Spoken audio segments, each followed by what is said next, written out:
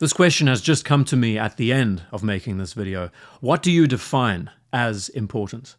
Cultural influence, design significance, or watchmaking?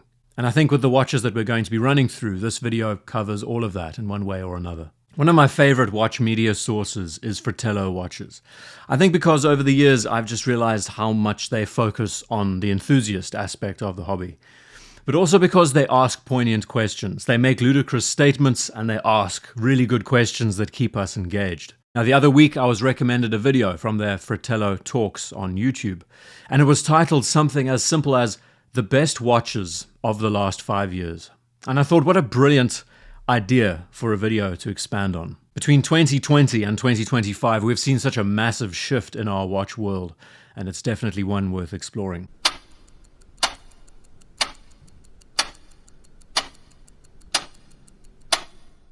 So instead of a lengthy introduction in this one, I'm going to keep it short and say that I've covered basically all the brands that we run through on this channel. And in here, cherry-picked one, maybe a handful of watches that I think have best defined them over the last 5 years. And what has been so fun about it is, yes, movements, that development is definitely a part of it for some brands. Others, design and development, definitely. But cultural influence, how these watches have shifted our perception of the watch hobby, is also a factor. So whether we're looking at Swatch, Grand Seiko, Lange, Patek Philippe, there is a little bit in here for everyone. Now, some of these are going to be increasingly difficult because not all of us are going to agree. It's also very difficult to cherry pick one from a large selection. And I think your feedback on a subject like this would be all the more interesting too. Of the many brands that I hope I'm going to cover in this video, what do you think are the most important watches of the last 5 years? Let's start off easy with Swatch and the Moon Swatch. A piece that still divides opinion today, no doubt, but the impact it has had in the watch community, the way of enticing new people in, the storm it created when it was launched just prior to Watches and Wonders. Whether you are a high-rolling enthusiast, someone who's new to the hobby, someone who has never experienced watches before, I don't know if this is the best word, but the democratization, the egalitarianism of bringing people into the hobby. These watches have not only become accessible, they're fun to wear, but for many it is a chance to experience a Speedmaster without paying Speedmaster prices. The Moon Swatch absolutely ranks as one of the most important pieces of the last 5 years. Sinn watches, I have gone with the U50 and the T50.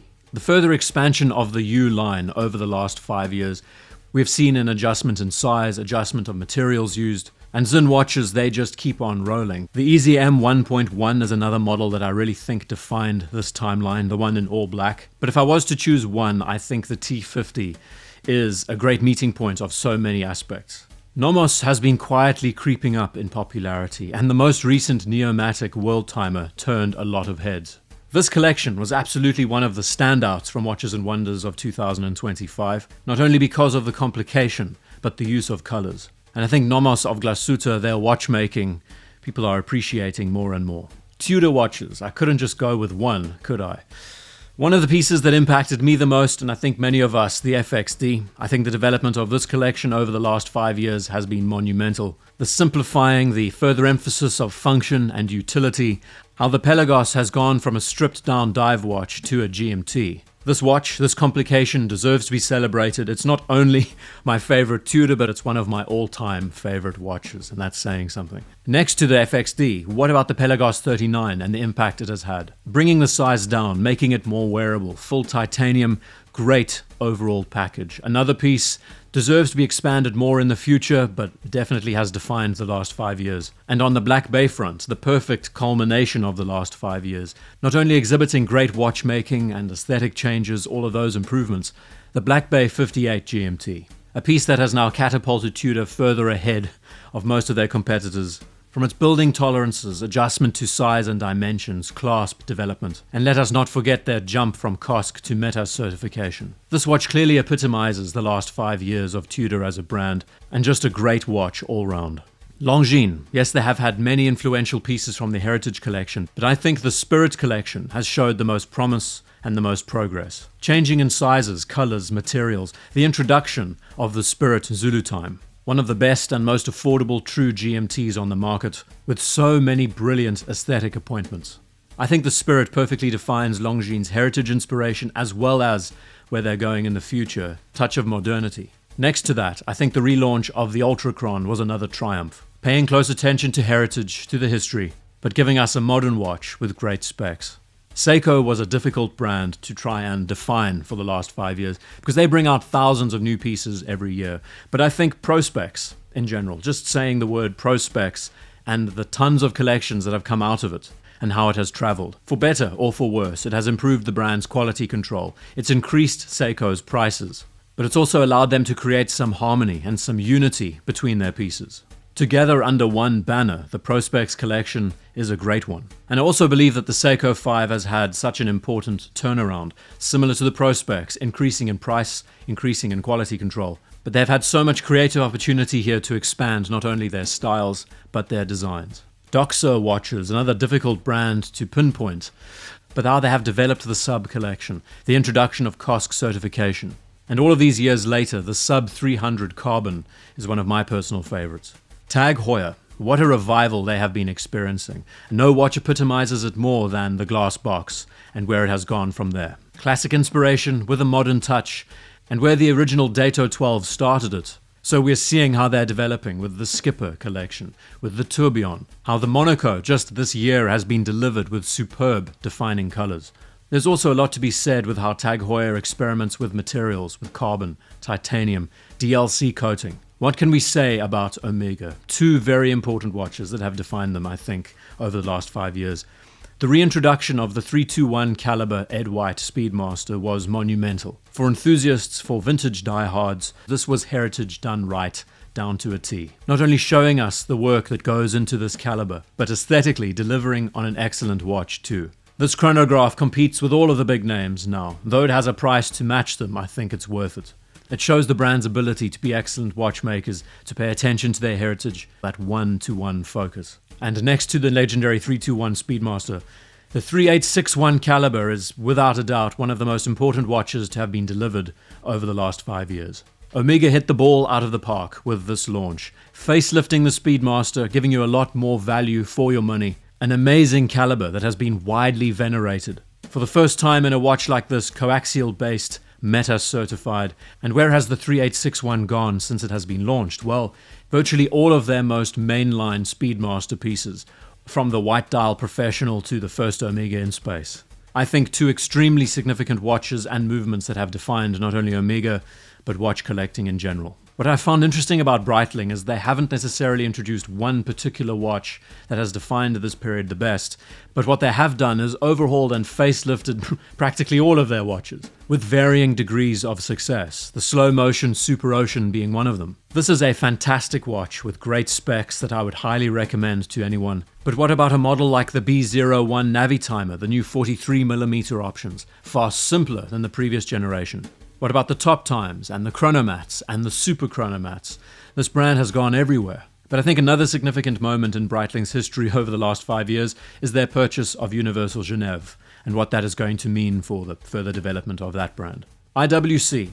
If I was to put my finger on one watch that I think has defined the brand over the last 5 years, it's the Big Pilot 43. So much attention was put into this watch, and it shows. From the interchangeable straps to the new movements, the great colors, the brand has definitely dug deeper into the Pilot aesthetic, not everyone's favorite direction for the name. But another piece that I think deserves praise is the Mark 20, purely because they have refined this watch down to the exact point where they want it to be at this stage. Not only is the Mark number easy to understand, being almost a miniature Big Pilot 43, they have incorporated a lot of those components into the smaller watch. But it has to be said they have done a lot more in different areas. Reviving the Ingenieur was another big one. A watch that has raised a lot of eyebrows. It's also marked the end times for the integrated bracelet sports watch. But IWC has also been defined by one key watchmaking detail, and that is their use of perpetual calendars. If we look at how perpetual calendar movements have been implemented into the Big Pilot range,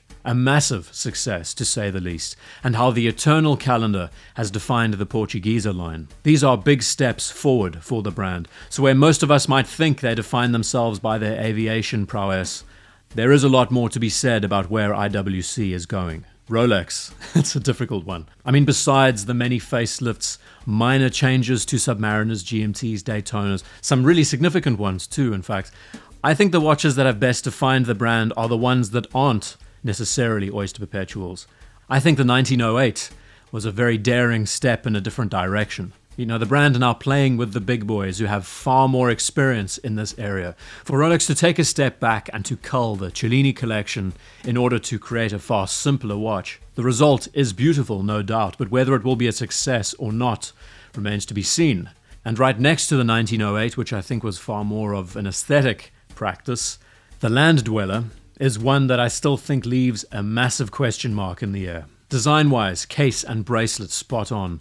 People are already saying that this dial is one that probably deserves an update sooner than later. But the watchmaking involved that went into this piece, their introduction of a high beat caliber, the pure silicon escapement, and so many fascinating details that I think will be further implemented into watches like the Milgauss and many others for years to come. Rolex very rarely takes risks, but when they do, I think it defines them. Now Zenith, over the last 5 years, similar to Omega with the 3861 caliber, their introduction of the 1/10 of a second chronograph caliber has allowed them to expand so many collections out of it. One of the watches that best defined this moment was the Chronomaster Sport and the many debates, the many heated discussions that stemmed from it. But where they have taken this 10th of a second caliber from here, we now have annual calendar chronographs. And look at the most recent iterations from the brand, gold dials, lapis lazuli, and then with a few more honorable mentions where the Defy has gone. The Defy chronograph, essentially a perfect integrated bracelet chrono. And what about the big date pilot chrono? Another exceptional watch that I think has defined the last 5 years. Now the next few brands coming up, difficult to pinpoint. Panerai, material changes, a lot of modernity injected, definitely some improvements, but a lot of steps back too, especially with quality control, the movements that have been chosen and implemented.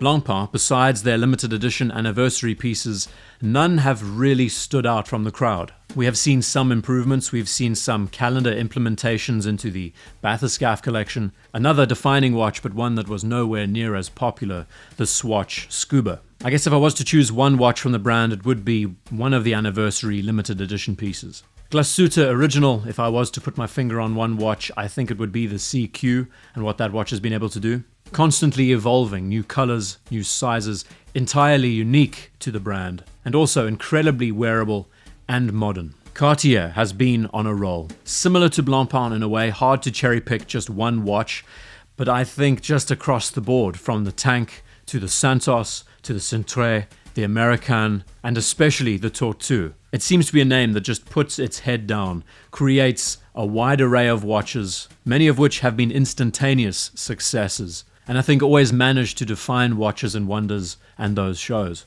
Jaeger-LeCoultre.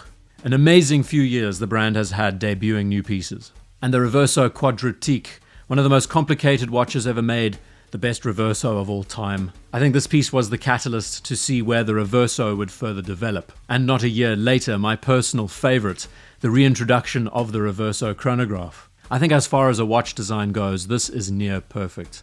The subtlety and the simplicity of one dial, the skeletonizing and complexity on the other side. This chronograph has done so well. Grand Seiko have had an impressive few years, but I think similar to the Reverso Quadriptyque, the Kodo and the Kodo Constant Force has helped define this brand and push its boundaries. Moreover, this was very much the stamp of approval, that Grand Seiko does not only compete with the Swiss industry, but can also surpass it. And of course, dotted in here, some beautiful dials that have helped define this time period too. The Shunbun Cherry, the Birch Bark, just to name a few. Breguet, similar to Blancpain in many respects, difficult to nail one watch that I think perfectly captures the last 5 years. You know, they had a revival of the Type 20, which had a mixed reception to say the least. But the tradition, and the tradition retrograde, I think is one that shows just what the brand is capable of doing when they're allowed to be a bit more creative. From overall improvements to the movements, the materials, the finishing, this remains a standout piece from the brand. Now, I'll be saying this for two major brands coming up next. A. Lange & Söhne, every single year they create something notable. The Odysseus, for one, was a surprise. One hand, it was complying to the trend of the integrated bracelet. The other hand, it went against the grain in so many different directions. And the result is a watch that I think is just as timeless, just as interesting. From the big day, the big date, the chronograph implementation, but just across every other line. Think of the honey gold implementation we've been seeing, the Richard Lange minute repeater, the brand looking into their icons like the Lange 1, making it smaller. The last 5 years, there have been so many improvements, so many changes, it's difficult to list just one. Lange has made many strong strides in the right direction. Vacheron Constantin, I think if there's one watch that we can best say defines the last 5 years of the brand, the 222 stands out miles ahead of the others. Why do I say that? Well, personally, I think the design of the 222 is one of the best in the space. It is incredibly understated, and the fact that the brand decided to introduce it in gold first created a massive statement. Another watch that sticks with me, the Overseas Dual Time, or the Overseas GMT, the Corey Richards inspired model with the orange accents. That one was amazing. Now to Audemars Piguet, they've taken a few risks over the last 5 years. The Code 1159, no, I don't think so. It definitely defines the brand over the last few years. Is it important to the brand? That's another question. They have dedicated so much research and development into these watches, and the result is still not fantastic, which is a sad thing to say. Unfortunately, the brand is still very much defined by the Royal Oak and the Offshore. And I think from a watchmaking point of view, just a collection of all of the best things. The one that stood out the best was the Royal Oak ultra-thin perpetual calendar in titanium. A watch that certainly punches above its weight in all categories. And a personal favorite of mine that has definitely defined the last 5 years from them is the Remaster 2. I am such a fan of this watch, and don't ask me why. And finally, much like A. Lange & Söhne, Patek Philippe, a brand that doesn't seem to do wrong, but one that also has had many peaks and troughs over the last 5 years. From the Tiffany dial Nautilus, which created one heck of a stir, to their grand complications which never seem to slow them down, to the improvements, the evolutions they have made to watches like the Calatrava. One of my personal favorites being the 5212, I think is the reference, with the handwritten script of the annual calendar. So many excellent pieces that have defined the years. And then next to all of these, the Cubitus arrives and puts a spanner in the works. Similar to the Land Dweller, it remains to be seen whether or not this watch is going to take off and truly spread its wings. So I hope that you've been able to see in this short video that many watches have helped define the last 5 years. From cultural significance and the influence they had on us as a community, design significance, how they evolved, but also in the world of watchmaking. There are over 20 brands in this video, and this is merely a slice. Of course, we didn't look at the independents. That would take us all day. So for you personally, looking at this list, but also if you've made your own, what are the most important pieces that have defined the last 5 years? I think the best question to ask is, how do you define importance? Cultural, design, or watchmaking? Thank you for taking the time to watch this video. See you in the next one.